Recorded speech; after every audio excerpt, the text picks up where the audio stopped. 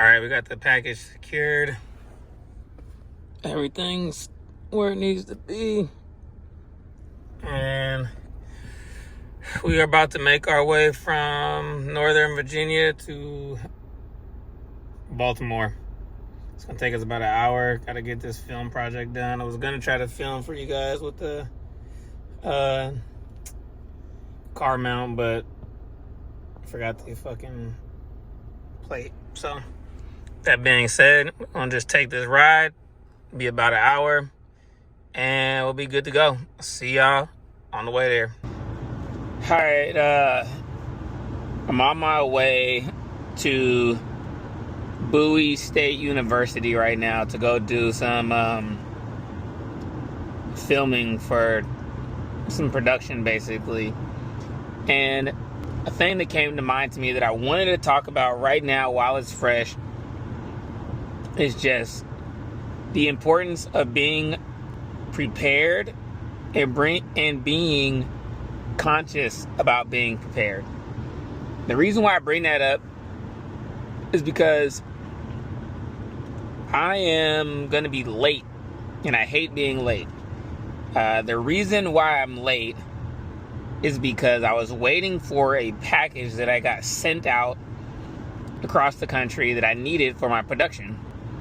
The package didn't arrive on time, and since it was scheduled to arrive on a Friday and it missed its second chance to be delivered on a Saturday, it skipped Sunday and we're forced to move it out on a Monday.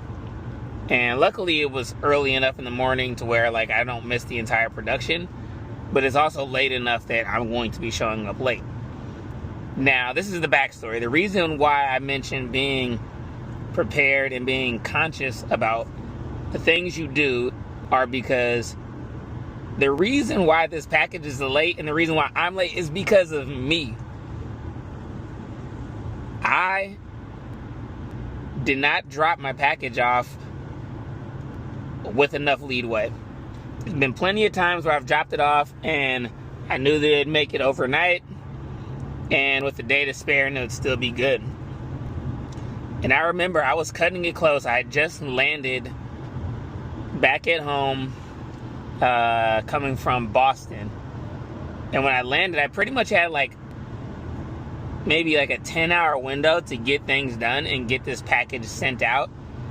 And then it came down to me being like, okay, I got to the package, it got to where I need to be, and if I get it out on time, if I get it out within the next hour to 2 hours, it'll get picked up at the early pickup and then it'll be gone, make it there on time. Then it came down to, all right, I have an hour to get it out. So I'm rushing, I get there.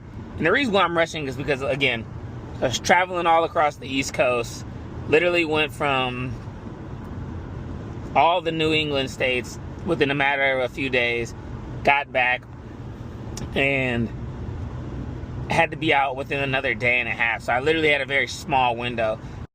So the point that I'm making is I specifically and vividly remember when I was walking into the building where I was going to go get the package and I saw someone I know talking about an interesting subject with somebody else I know.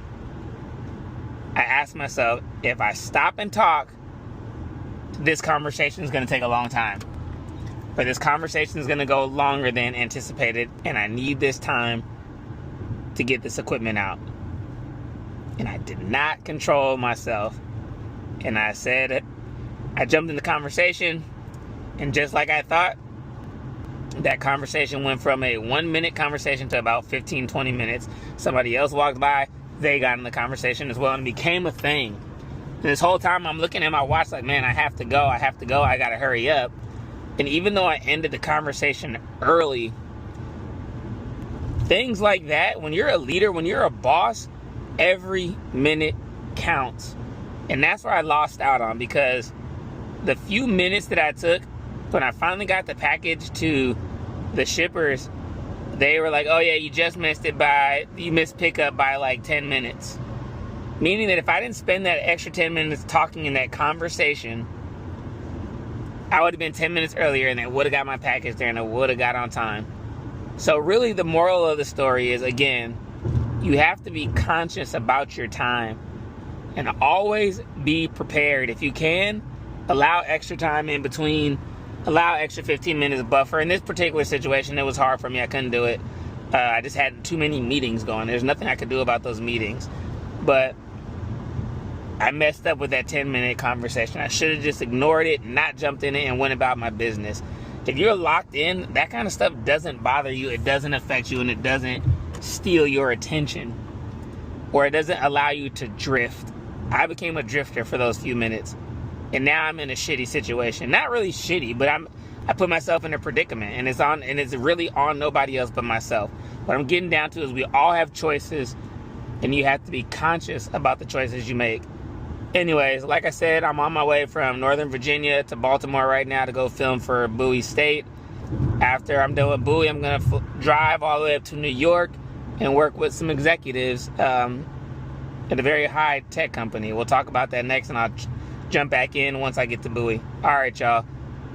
Talk to you in a second. Looks like briefly. Yes. Yeah. Okay, hang on a sec. Can you do that one? Yeah, let's do this one.